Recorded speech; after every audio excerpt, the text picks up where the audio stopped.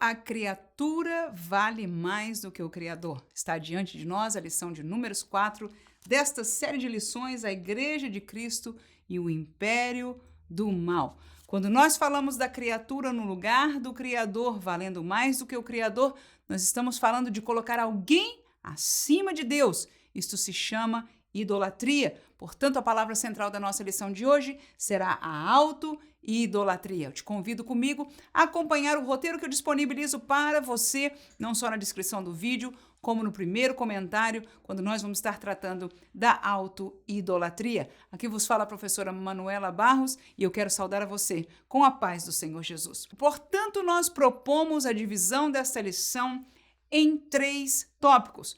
O primeiro será a prática atual da auto-idolatria, cujo tópico eu caminharei junto com o pensamento do primeiro tópico do comentarista da nossa lição, pastor Douglas Batista. A segunda, o caminho histórico da auto-idolatria. Da mesma maneira, nós caminharemos junto à lição explicando o renascentismo, o humanismo e o pós-modernismo, entendendo e querendo ajudar a você, professor, a tratar deste assunto de uma maneira simples, que nós possamos fazer os nossos alunos entenderem, sem encher muito a cabeça, talvez, com algumas palavras tão difíceis. Terminaremos, no entanto, a nossa lição de uma maneira diferente. Nós vamos falar como vencer a auto-idolatria, porque nós entendemos que a auto-idolatria, ela está vigente neste mundo que já caminha no império do mal. No entanto, nós entendemos que a igreja tem sido muito balançada por este vento e nós precisamos, como igreja, nos fortalecer na palavra e entender como vencer esta tentação, este problema que está às nossas portas. Pois bem, a prática atual da auto-idolatria, nós vamos dividir este primeiro tópico em 3 subtópicos. O primeiro deles seria a prática da impiedade, Deus fora. Segundo, a prática do culto à criatura, o homem no centro. E terceiro, a prática da auto-idolatria, ou seja, busca da minha felicidade. Convido você a ter comigo Romanos capítulo 1 e versículo 21, que por acaso é o texto um dos versículos do texto da nossa leitura bíblica em classe.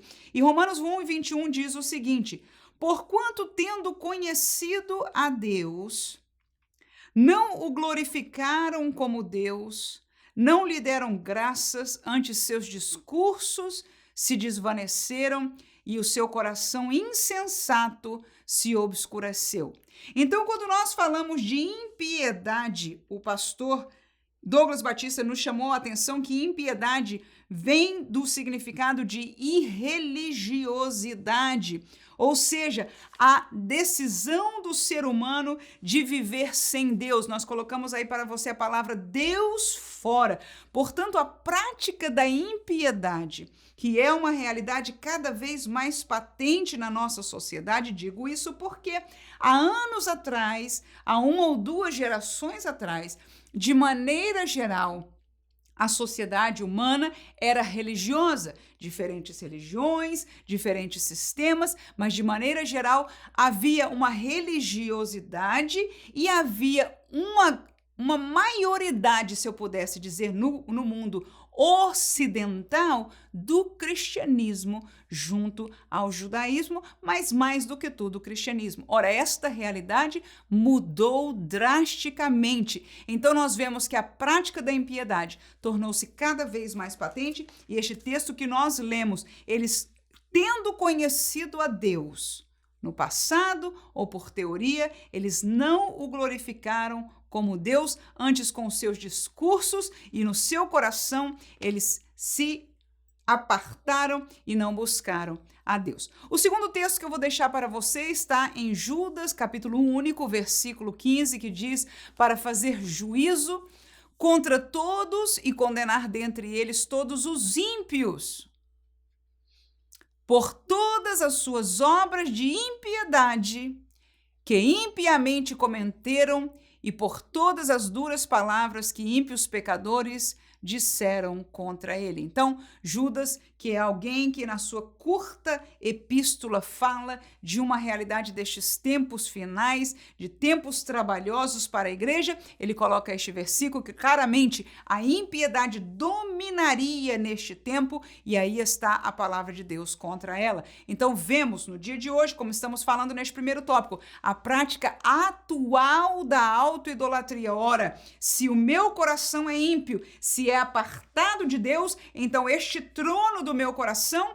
tornou-se, primeiro do que tudo, vazio, disposto a colocar alguém para reinar nele, e nós vamos entender que a nossa cultura tem nos imposto, tem nos levado a colocar o próprio homem neste centro. Segundo, é o que nós vamos falar, a prática do culto à criatura, o homem no centro, no mesmo texto da leitura bíblica em classe, Romanos 1, e agora no versículo 25, o texto diz: pois mudaram a verdade de Deus em mentira, e honraram e serviram mais a criatura do que o Criador, que é bendito eternamente. Amém. Então, esta é uma realidade que Paulo encontra na humanidade ímpia, que mudou a verdade de Deus em mentira, colocou a criatura no lugar do Criador. Esta colocação é uma mentira porque ela não pode existir. O homem, mesmo que em sua teoria diga que ele pode recriar a vida,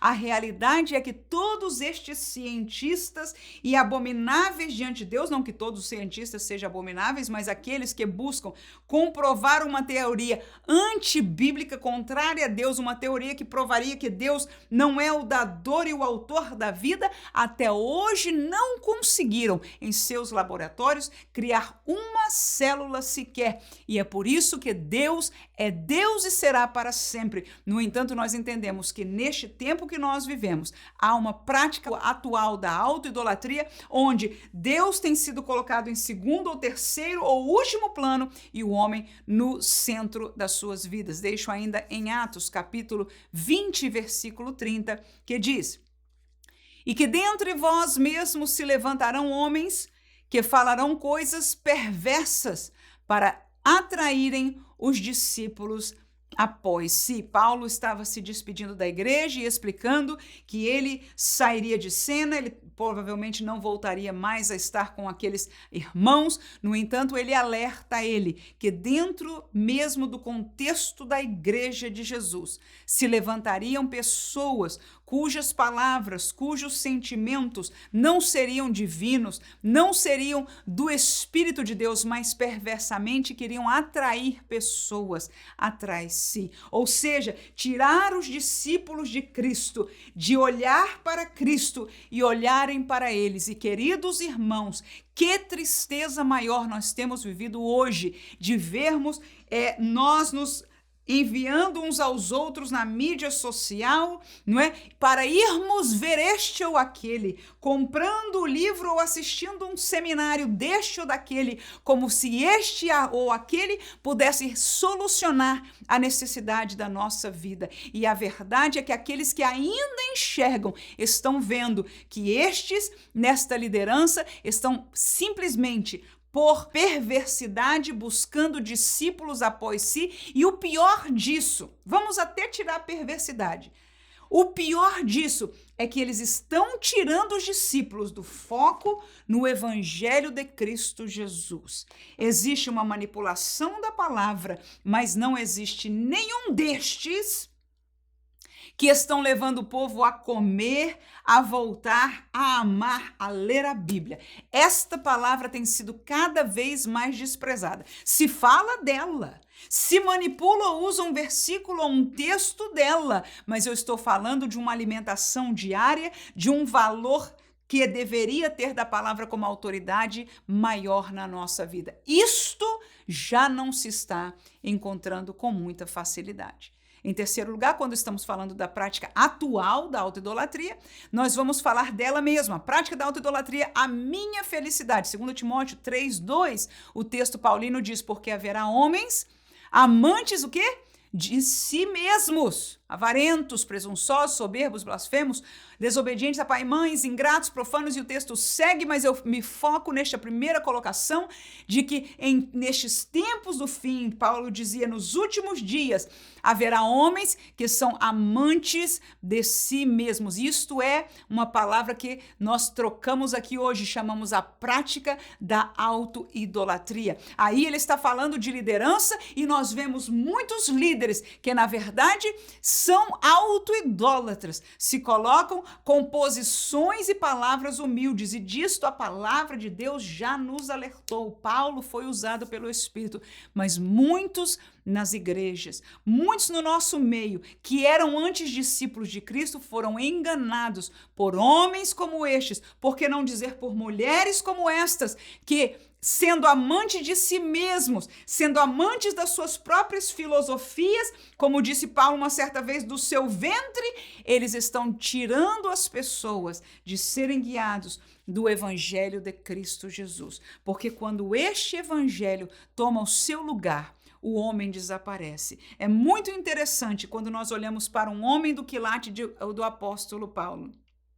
Ele não era recebido com as pompas do mundo. Havia um grupo em cada cidade que eu conhecia, que ia lá esperar por ele, chorando, amando, cuidava, dava casa para ele, mas na maioria das cidades ele sofria, ele era rejeitado, ele não era bem tido, porque aquele que coloca a palavra de Deus em primeiro lugar, ele fica à sombra do evangelho. Se há alguma glória, aleluia, Paulo diz, eu não tenho do que me gloriar, aleluia. Ele entende claramente e ele eleva a palavra e o evangelho de Deus ao lugar que é proposto. Quem pode transformar, quem pode dar um futuro digno, e quando eu digo não estou falando humanamente, mas a certeza da salvação, uma certeza e uma vida de fé, é o evangelho de Cristo Jesus. Aqueles que estão te guiando a uma certa fé, a um certo caminho, a um certo futuro próspero, eles estão em verdade amando a si mesmo, porque você enganado ou eu enganada neste caminho, estarei comprando, estarei trabalhando, estarei propagando a palavra deles, os ensinos errôneos, e eu digo isso porque estão apartados do verdadeiro evangelho de Deus. Mas como saber o que é o evangelho se você não lemos a palavra de Deus? E eu não estou falando de me preparar para a classe e ler 1, 2 ou 10 versículos. Eu não estou falando de me preparar para uma pregação e ler um texto bíblico. Eu estou falando de diariamente vir a palavra de Deus devocionalmente, nos sentar, ler pouco ou muito e permitir que a palavra de Deus fale ao nosso coração e nós sigamos alimentados por ela. Deixo ainda Efésios capítulo 2 e versículo 3 que diz: entre os quais todos nós também antes andávamos nos desejos da nossa carne, fazendo a vontade da carne e dos pensamentos, e éramos por natureza filhos da ira, como os outros também. Quem são os filhos da ira? Aqueles que fazem a vontade da carne. Veja como Paulo qualifica aí. Nós antes éramos assim, andávamos no desejo da nossa carne, fazendo a vontade da carne e do pensamento. Não é esta, por acaso, a nova verdade? E quando eu digo nova, é por dizer, porque na verdade nós temos sido semeados isto há muito e muito tempo. E eu até me pergunto, é tão interessante, quanto mais nós somos pregados que nós somos livres, por um outro lado, quando nós olhamos bem, nós vemos que nós estamos tornando-nos mais escravos. Mas isso é conversa para uma outra hora. O que eu quero mostrar para você é que o espírito deste mundo, glória a Jesus, o espírito da Babilônia, o espírito que pairaria ante a vinda de Cristo para entrar este novo reino, este tempo, né, de grande tribulação, onde a direção estará na mão, né, na direção mundial estará na mão do anticristo. Portanto, segundo o texto de Tessalonicenses, o espírito do anticristo já estaria presente, não é, nesta preparação do mundo. Nós estamos encontrando como parte dela a prática da autoidolatria. Segundo tópico, nós vamos caminhar junto com o pastor Douglas Batista num caminho histórico deste movimento da autoidolatria. Ele começou este caminho histórico com o renascentismo, segundo a sua colocação, um movimento intelectual que nasceu na Europa, e na verdade todos eles nasceram na Europa, mas o caso do renascentismo, ele é centralizado e, apesar, como volto a dizer, eu vou tentar pairar estes movimentos em uma só palavra como central. Claro que nenhum destes movimentos podem ser contidos em uma palavra, em um somente tema. No entanto, para facilitar a sua explicação, professor, e o seu entendimento também, nós o faremos assim. Então, os três seriam, primeiro, o renascentismo, segundo, o humanismo e terceiro, o pós-modernismo. Ora, começando com o renascentismo, nós vamos tratar da seguinte maneira: este movimento intelectual queria dizer que a razão agora tem preeminência e a fé deve estar num segundo plano, terceiro ou bem distante de nós. Portanto, o tema central para o renascentismo seria a evolução ou a colocação superior da razão do homem. Ora, o evangelho não retira a razão do homem. No entanto, este movimento quer passar a razão para além dos ditames de Deus, glória a Jesus, que são entendidos e entendíveis pela sua palavra. Deixo para você alguns textos bíblicos, Romanos capítulo 12. Versículo 1 e versículo 3. Veja o que a Bíblia diz. Rogo-vos, irmãos, pela compaixão de Deus, que apresenteis o vosso corpo em sacrifício vivo, santo e agradável a Deus, que é o quê? O vosso culto racional. Porque pela graça que me é dada, eu estou no 3, digo a cada um de entre vós, que não saiba mais do que convém saber, mas que saiba com temperança, conforme a medida da fé que Deus repartiu a cada um. Ora, texto bonito. Em primeiro lugar, o apóstolo nos chama a trazer um culto racional a Deus. Portanto, quando nós, mesmo pentecostais, e quem pode dizer amém para isso, nós não vivemos num culto, nós não cultuamos a Deus em um transe espiritual, fora do nosso entendimento, tendo uma colocação, sei lá, espiritualista, nada disso. O nosso culto a Deus é racional. Aleluia! Nós queremos agradar a Deus, nós queremos adorar a Deus, nós cantamos palavras, pelo menos deveríamos estar cantando, que exaltam a Deus. Em verdade, é outra tristeza. Os nossos louvores têm exaltado e sido centralizados no homem, caminhando, como nós estamos estudando hoje, na autoidolatria. Então, no meio do louvor da igreja, nós estamos encontrando o que se vende hoje como cultura é a autoidolatria. Portanto, um louvor que me coloque como centro da atenção de Deus, Deus olhando para mim, me ajudando, me sustentando, me abençoando. Oh, que maravilha! No entanto, nós somos chamados pela palavra de Deus a olhar para Deus, que é o nosso culto. Nós estamos cultuando a quem?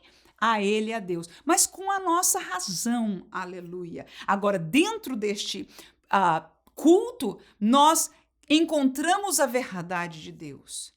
Dentro deste culto, nós encontramos a conexão que nos foi dada com a fé. Aleluia. Então, veja que no versículo 3, ele diz, olha, irmãos, tá bom, você tem um culto racional, mas não busque saber mais do que convém saber, saiba com temperança, conforme a medida da fé. Porque quando nós caminhamos tanto no conhecimento racional das coisas deste mundo, mas mesmo nos conhecimentos das coisas de Deus, nós precisamos fazê-lo, como Paulo diz, conforme a medida da fé. Por quê? Eu digo isso porque muitas vezes você vai se colocar diante de ensinamentos que você não está preparado para defender e entender esta colocação, e muitos hoje se metem em assuntos filosóficos, em assunto de metafísica, que você desconhece. Aí você encontra uma verdade, suposta verdade, que você diz, mas são cientistas, mas são filósofos, e você assume. E porque você não cresceu na fé para defender, para entender, vou dizer melhor, para conhecer a verdade de Deus, então seria melhor você não ter se exposto a isso. Porque eu vendo aqui hoje, sei que muitos que estão falando de realidades espiritualistas no assunto da metafísica, eu encontro verdadeiramente cientistas de metafísica encarando estes líderes religiosos e fazendo-os comprovar aquilo que não existe. Então, quando os dois se encaram em um debate, você encontra que estes líderes que estão usando a desculpa da metafísica não estão falando de física, não estão falando de ciência, eles estão enganando o rebanho do Senhor. Mas no nosso meio, há muitos que já estão proclamando a palavra, repetindo, vendo além, declarando, usando este processo chamado científico, um cristianismo científico que não tem nada de ciência e não tem nada de cristianismo. Amém?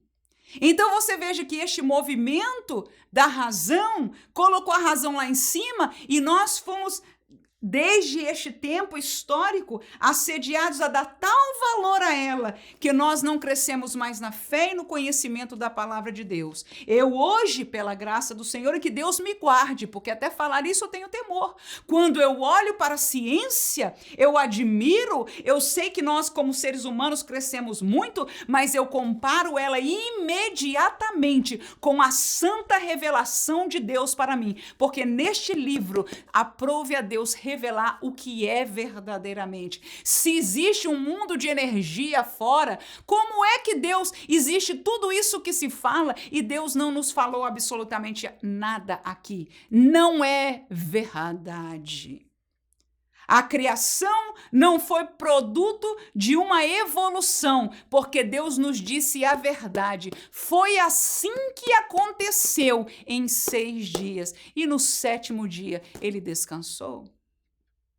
Então veja, a ciência tem trazido proposições e nós, culturalmente, por estes movimentos, temos sido levados a nível cultural a exaltar, enquanto em tempos antigos a religião, a fé e outros valores que estavam conectados com Deus eram muito mais valorizados do que a razão. Agora, historicamente, nós passamos esta fase onde nós somos, como comunidade global, levado a colocar a razão acima. Eu não tenho problema com a razão. Deus não tem problema com a razão. O problema de Deus é com a mentira, é com o engano. Paulo disse a Timóteo, cuidado com aquela que é falsamente chamada ciência. Eu não tenho problema com a ciência. Sabe por quê, irmãos? A ciência comprovará a verdade de Deus. Quem pode dizer amém? No entanto, a falsamente chamada ciência, como diz Paulo, tem enganado a muitos e, em verdade, ela nem ciência é. Lucas capítulo 24, versículo 45, disse, então abriu-lhes o entendimento para compreenderem as Escrituras. Mais uma vez, nós não temos problema com a razão. Pelo contrário, Jesus diz aí que ele abriu o entendimento dos discípulos para entenderem as Escrituras. Agora, este texto não está falando da razão puramente humana. Tanto é que precisou Jesus abrir o entendimento. Significa que, para as coisas espirituais, há coisas espirituais que é o Senhor que nos capacita a entender. Que o Senhor nos ajuda, o Espírito Santo de Deus tem esta missão, esta tarefa, aleluia. E ele o faz com prazer, porque Deus tem prazer em revelar aqueles que o temem, aqueles que o buscam. Muitos leem as Escrituras Sagradas, até hoje em nossos dias, você pode ter escutado isso de alguém, diz, eu não entendo nada. E você pode estar lendo em português na sua língua materna, aí você diz é porque o vocabulário, né, de João Ferreira de Almeida é muito difícil, aí você arruma uma Bíblia daquelas que, meu Deus do céu, falta na linguagem mais popular. E a pessoa ainda não consegue entender. Será que o problema era desde o princípio a língua? Ou será que o entendimento era de outra maneira? Então eu quero com isso, eu não quero me aprofundar nisso, não é o assunto da lição. Mas que nós não temos problema como igreja, como o evangelho da razão, pelo contrário. Nós amamos conhecer e prosseguir em conhecer as Escrituras, e neste processo, pela graça de Deus, o Senhor, pelo seu Espírito, nos capacita a entender e ver, aleluia. E mesmo que aqueles que não vejam, talvez uma dimensão mais profunda espiritual, tão facilmente, a Escritura é suficiente para levar ao homem ao caminho do Evangelho, ao caminho de Deus, ao caminho da salvação que o Senhor preparou para todos. Agora, nem todos aceitam, nem todos querem. No entanto, nós não negamos a razão, mas não colocamos a razão acima de Deus, porque o Senhor Deus, ele é o autor da razão e ele é o autor da fé. E dentro da razão, dentro do conhecimento humano, ele nos fez saber o que era necessário neste livro. Termino com 1 Coríntios 14 e 15, que diz: que farei, pois? Orarei com o Espírito, mas orarei com o entendimento. Cantarei com o Espírito, mas também cantarei com o entendimento. Este é um texto pentecostal. Aleluia, porque Paulo é pentecostal. Porque o Evangelho de Cristo, aleluia, Jesus falou que viria o pentecostalismo, não chamou esse nome não, é verdade. Ele disse que o Espírito haveria de vir, que seria derramado. Fiquem em Jerusalém até que do alto sejais revestidos de poder. Aleluia! A promessa foi cumprida. Pedro, usado pelo Espírito, diz que esta promessa não era só para aqueles, mas para aqueles que estavam longe, para as próximas gerações e a todos quantos o Senhor chamasse. E está aí Paulo, não é? Que não estava naquele dia com os apóstolos, mas ele diz, ensinando a igreja de Corinto, ele diz: que farei, irmãos? A gente vai orar só com o Espírito, só em línguas estranhas? Não, eu vou orar em línguas estranhas, mas eu vou orar com entendimento. Eu vou cantar em línguas estranhas, no Espírito, sentindo a graça de Deus, aleluia, mas eu vou cantar em entendimento. Com isso eu quero dizer que o movimento racional do renascentismo em si não é um problema. Porque, volto a terminar a dizer, a palavra de Deus e o Deus da palavra não tem medo da razão. Nestas escrituras eu encontro gente capacitadíssima, um homem como Davi, um homem como Jó, um homem como Paulo de Tarso, irmão, desculpa, era um sujeito muito capaz. E ele usava a sua razão. Quando eu olho as palavras de Paulo, a maneira como ele explica e raciocina filosoficamente, é tremendo, irmãos. Deixa qualquer pessoa que gosta dessas coisas encantada. Nós não temos medo da razão. Agora, um crente não põe a razão para cima do Deus que o deu a razão. Porque volto a assegurar-nos que o Senhor nos deu a conhecer os mistérios deste mundo aqui. Portanto, você não vai encontrar estes mistérios em mão destes fazedores de novidade, que em verdade são mentirosos, dos quais a palavra de Deus de Jesus ao apóstolo Paulo, em verdade até o tempo do Apocalipse nós vamos encontrar esta realidade para nós. Segundo movimento seria o humanismo, foi uma transição, na verdade nós temos sido preparados para o momento que nós vivemos, então a partir do renascentismo houve esta ênfase na razão e agora entra o humanismo quando a ênfase é no homem. E o cerne deste movimento eu queria colocar para você, talvez até não seja, mas eu quero colocar como foco, porque foi o que o pastor Douglas colocou para nós também, e é cerne deste movimento também. É na moral do homem. Como assim, irmã? O homem no movimento humanista ele é tido como um ser bom por natureza. E eu falo isso porque só nesta colocação, se alguém acredita na proposta humanista, ele não pode acreditar na revelação de Deus. Porque Deus disse que desde Adão, isso é Romanos 5:12, que desde Adão todos nasceram debaixo do pecado, portanto nós nascemos com uma natureza tendenciosa ao mal, uma natureza pecadora. Por isso Deus precisou solucionar a realidade do pecado e propôs para nós um sacrifício, há uma imagem deste sacrifício no Antigo Testamento e a vivência e a vitória deste sacrifício prometido em Gênesis 3:15 na pessoa de Jesus, que foi a solução propiciação para os nossos pecados através de seu sangue. Portanto, o homem não nasce bonzinho. A moral do homem não pode ser a moral que vai reger o bem. O homem não encontra sozinho o caminho perfeito da moral. Não é que ele não tenha nenhuma moral em si mesma.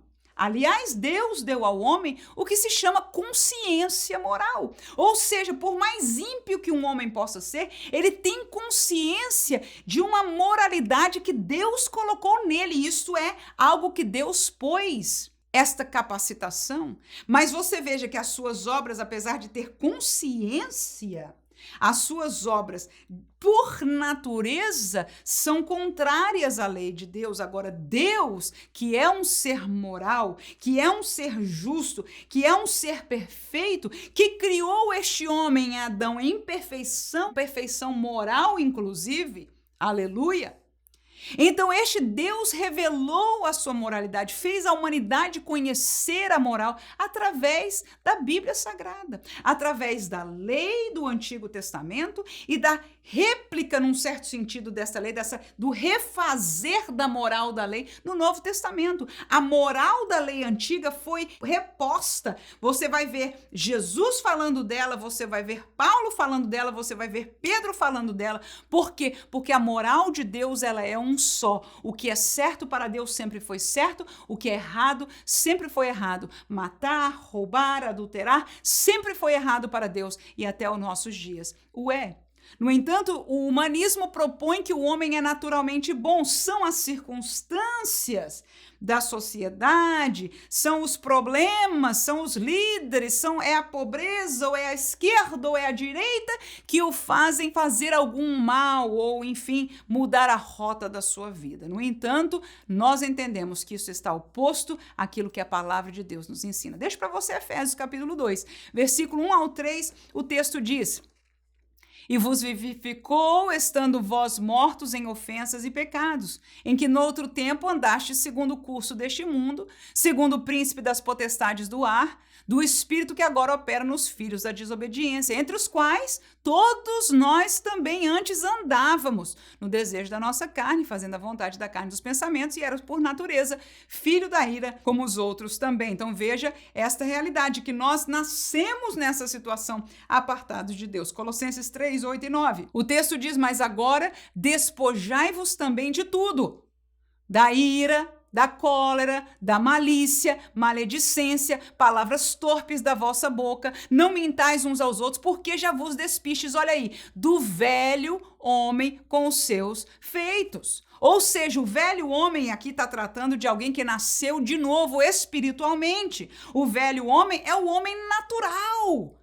E o que nós lemos no versículo 8? Ira, cólera, malícia, maledicência, palavras torpes, mentira. Tudo isso era parte da nossa natureza como seres humanos. Então, era já de nós. Agora nós saímos disso, fomos transformados pela graça do Senhor. Agora o Espírito habita em nós. Judas 1:10 termina: estes, porém, dizem mal do que não sabem, e naquilo que naturalmente conhecem, como animais irracionais, se corrompem. Estes são aqueles que estão corrompendo a igreja do Senhor. Eles falam mal do que não sabem. A verdade é de que, veja que ele diz aquilo que naturalmente conhece. Por quê? Porque estas pessoas só conhecem o natural. Escute, por favor.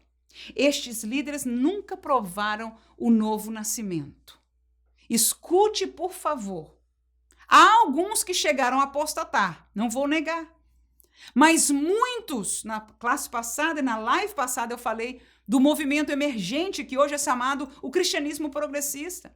Como disse, eu tenho acompanhado desde 2007 este movimento, e ao ler os seus livros de seus autores, você vê um após o outro. Eram cristãos nominais, concordavam com uma coisa, discordavam com outra. Era tudo no pensamento, no entendimento filosófico, político.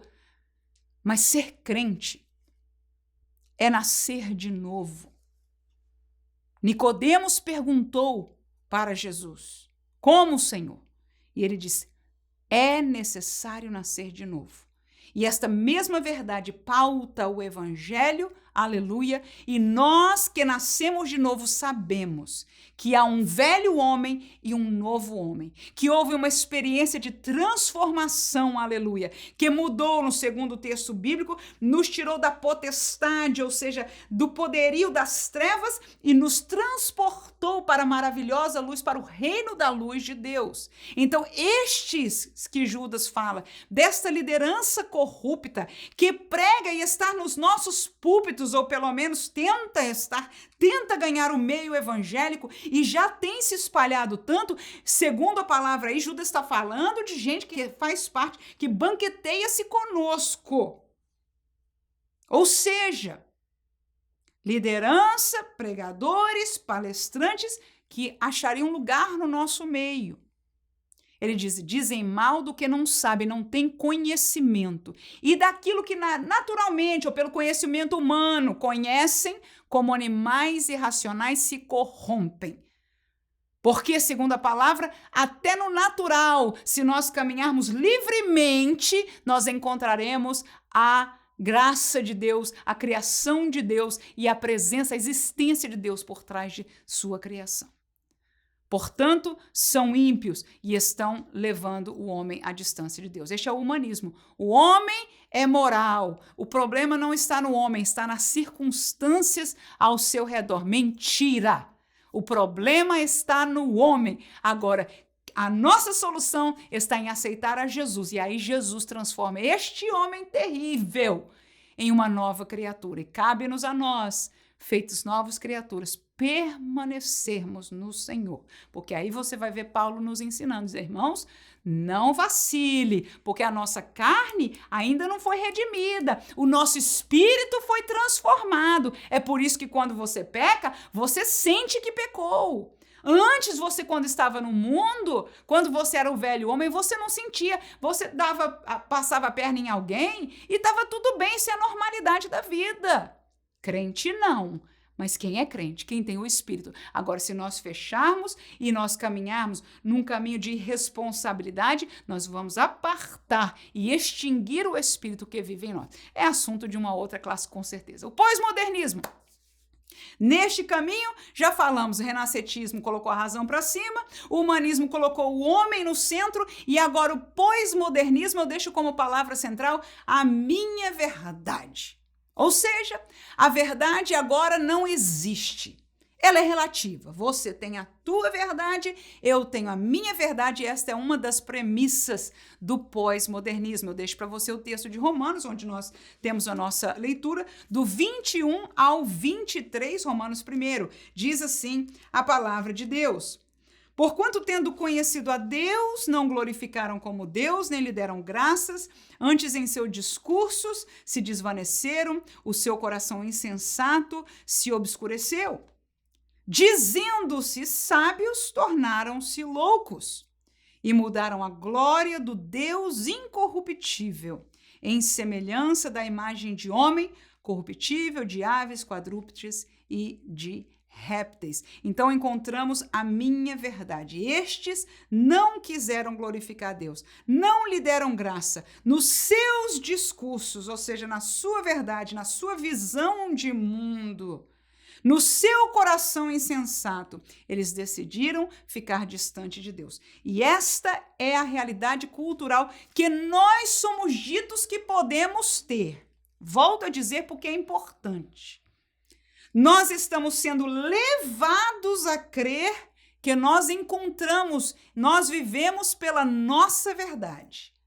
Mas se a minha verdade diferir da realidade que alguns desejam que seja verdade, então eu preciso ser apedrejada.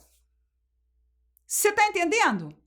Então, todo mundo é livre para ter a sua verdade, desde que a sua verdade combine com aquilo que estes que estão atrás desta cultura, que estão atrás deste espírito da Babilônia, queiram que você aceite como verdade. Se você não cantar com o seu coro, então você deve estar fora do contexto, e aí vem esta cultura do cancelamento e toda essa realidade que nós vivemos hoje.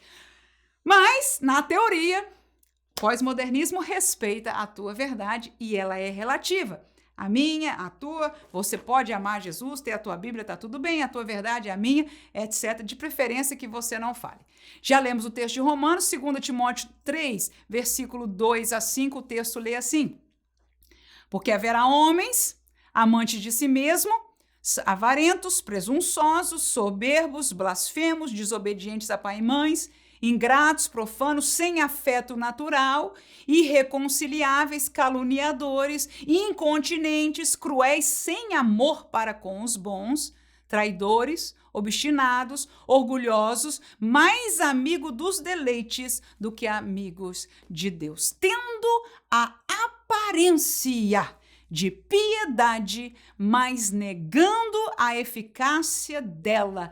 Destes afasta-te. Ora, a palavra não nos engana de que por trás do homem natural, por trás de uma colocação cultural de liberdade, de harmonia e qualquer outra suas pregações que existam, de igualdade ou que seja, o Espírito de Deus usa Paulo para dizer que nos últimos dias os homens seriam desta maneira. Haverá liderança que te levará a crer de que eles são piedosos, porque a sua aparência, as suas palavras, a sua estética parece de piedade. Mas quando você vai olhar o que significa o que ele fala, o que vai te levar à vida se você for atrás deste pensamento, ele nega a verdadeira piedade, porque a verdadeira piedade se encontra aqui.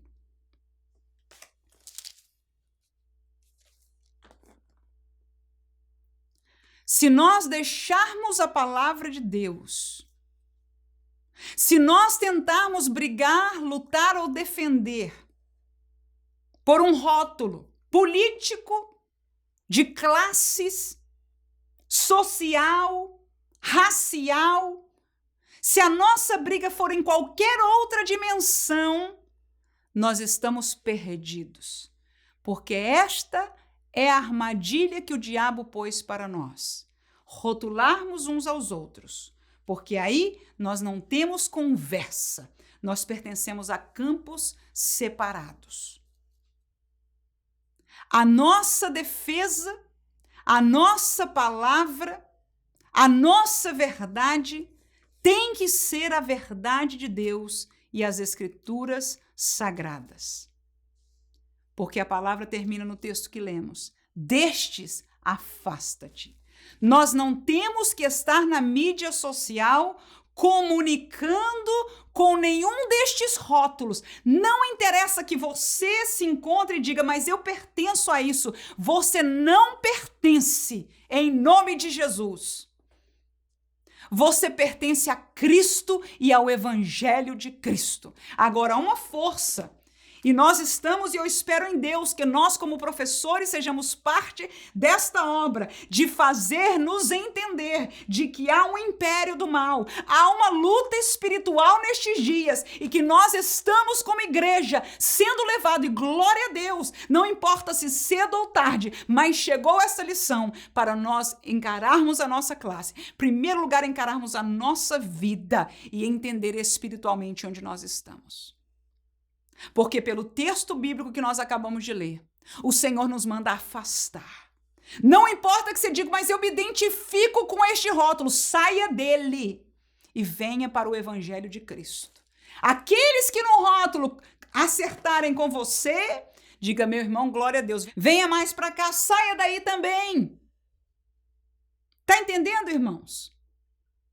Nossa arma não pode ser outra, porque eu vou dizer para você, parte do pós-modernismo, parte do humanismo, parte do cristianismo progressista, como você já estudou, é tirar a autoridade da Bíblia Sagrada. Se nós perdermos ela, já perdemos tudo, não vai ter mais nada, não tem onde sustentar. Vamos nos sustentar em quê, na minha opinião? Porque agora a realidade do pós-modernismo não vai mudar.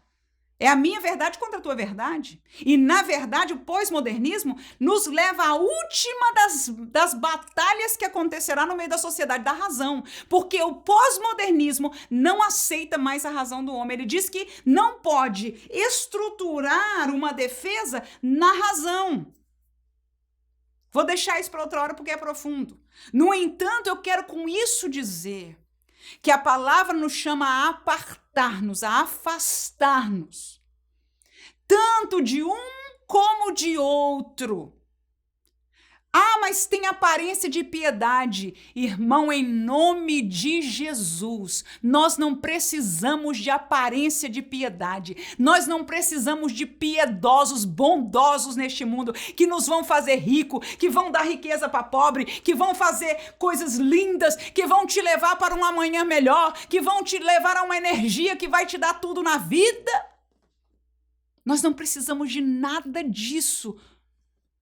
Acordemos, por favor. Nós precisamos voltar para Jesus, porque nós já saímos muito longe do evangelho que uma vez nós abraçamos. Olhe para nós, olhe para a sua vida. Onde nós estamos comparado com o dia que você recebeu a Cristo? Onde estão os teus alunos comparado com aqueles que aceitaram a Jesus com você naquele tempo? Onde está a igreja hoje? Nós não vamos parar, porque o que está escrito que vai acontecer, vai acontecer. O anticristo vai vir e esta preparação nós não vamos poder parar tudo isso. No entanto, a palavra nos chama a perseverar e nos guardar. Porque se o diabo puder, ele arrebata nós também. Quantos de nós no meio da igreja deixamos o altar do Senhor? É tempo de nós acordarmos, voltarmos e ficarmos de pé. Guardarmos um pouquinho deste azeite ainda na nossa lâmpada, para que nós não sejamos como aquelas virgens que ficarão. Terceiro e último tópico é como vencer, então. Eu e você como crente, como vencer em meio a tudo isso, irmãos? Eu sou bombardeada também. Eu escuto, eu leio, não pense. Eu tenho que estar rogando ao Senhor. E muitas vezes já aconteceu de me perder por aí, etc. Quando eu vejo os pensamentos e os projetos, eu digo, meu Deus, graças a Deus que a gente ainda volta à palavra e é ela que nos acorda. Eu disse, meu Deus, eu estava sendo enganada. Professor de escola dominical há mais de 25 anos, serva de Deus, amo a Jesus, espero a vinda de Jesus, mas acontece com qualquer um. Precisamos nos guardar e voltar. E não é falar do nome da palavra, porque eu escuto disso por boca de todos os pregadores nossos, porque aqueles nem isso mais. Eu estou dizendo a ler a palavra de Deus. É por isso que eu abri um canal que eu chamo de missionário. Eu chamo missionário porque é difícil ganhar alma para ali, irmão. E que os irmãos voltem ali. Devocional do Simple Pentecostal, onde todo dia eu me propus para mim mesma estar ali lendo um texto e eu vou seguindo, estou seguindo os Salmos e o Evangelho de Lucas e a missionária Vânia no sábado, o livro de Jeremias, sem pular nada, para permitir a palavra me ensinar e me trazer de volta a verdade dela, sem manipulação do homem. Terceiro tópico, como vencer a autolatria. Primeiro, amando o meu próximo como a mim mesmo. Segundo, servindo, renunciando o meu eu. Terceiro, glorificando ao Deus verdadeiro. Gálatas 5:14, o texto diz, porque toda a lei se cumpre numa só palavra. Nesta, amarás o teu próximo como a ti mesmo. Se você amar o teu próximo como a ti mesmo, você não vai ser um auto-idólatra. Porque se você estiver te idolatrando, você vai estar idolatrando seu próximo também. Isso não existe. Aleluia. E isto que nós falamos, isto que Jesus falou, isto que o apóstolo Paulo está repetindo, é o Evangelho de Deus. Em verdade, este texto vem do Antigo Testamento, porque é a moral de Deus. Romanos capítulo 12, versículo 10 diz, amai-vos cordialmente uns aos outros com amor fraternal, preferindo-vos em honra uns aos outros. Versículo 12 ao 16, alegrai-vos na esperança, sede pacientes na tribulação, perseverai na oração, comunicai com os santos nas suas necessidades, segui a hospitalidade, abençoai aos que vos perseguem, abençoai e não amaldiçoeis. Alegrai-vos com os que se alegram e chorais com os que choram. Este texto, então, nos mostra que nós devemos estar juntos, viver uns com os outros. E até no primeiro versículo diz, preferindo-vos em honra. Se você consegue romper-se a si mesmo para dar mais honra a alguém do que a sua própria vida, é impossível a autoidolatria encontrar lugar. Mas porque nós estamos já tão picados, nós já somos tão levados por esta mentira que vem da sociedade, mas que avassalou a igreja. Quem de nós quer preferir o irmão em honra? Quer verdadeiramente ser hospitaleiro, quer verdadeiramente amar uns aos outros fraternalmente, quer abençoar as pessoas, aleluia. Então esta realidade já não se vive mais, mas se nós queremos matar a autoidolatria, vamos praticá-la e rompe por dentro, irmão. Tem que ser proposital, tem que ser racional, agora com a ajuda do Espírito de Deus. Digo, Jesus, eu sei, a tua palavra me diz, olha, se eu não ler a palavra e não escuto esta mensagem aqui, eu não vou lembrar de preferir alguém em honra. Jesus, eu é que devia estar lá, porque é isso a mensagem que a gente tem. Eu é que tenho que ganhar, eu que tenho que ter a preferência, eu isso e eu aquilo. Agora, você tendo, dizer, irmão, faz favor, vem aqui, ou seja abençoado, a oportunidade é sua, tome este lugar, e o que seja, irmãos, que Deus te leve a fazê-lo. Você, na consciência, vai praticar. Agora, entre o pensar, o lembrar da palavra e colocar em ação, com certeza você vai precisar do auxílio do Espírito Santo. Porque a nossa carne, irmão, se levanta como um leão bramador. Nós não aceitamos mais. Mas precisamos voltar, como dissemos, ao Evangelho de Cristo. Segundo, renunciando o meu eu através do serviço. João capítulo 13, versículo 14 e 15, Jesus mesmo disse, ora se eu, Senhor e Mestre, vos lavei os pés, vós deveis também lavar os pés uns dos outros. Porque eu vos dei o exemplo, para que como eu fiz, façais vós também. Nós entendemos que Jesus não estava ensinando a gente a lavar o pé. Mas se ele é Senhor e ele serviu, e ele foi humilde junto aos seus seguidores, ele disse, eu estou deixando para você os exemplos, porque quem vai ser maior no reino de Deus será o menor dentre vós, mas a gente esquece dessa palavra. E sabe por que a gente esquece? Porque a gente não lê.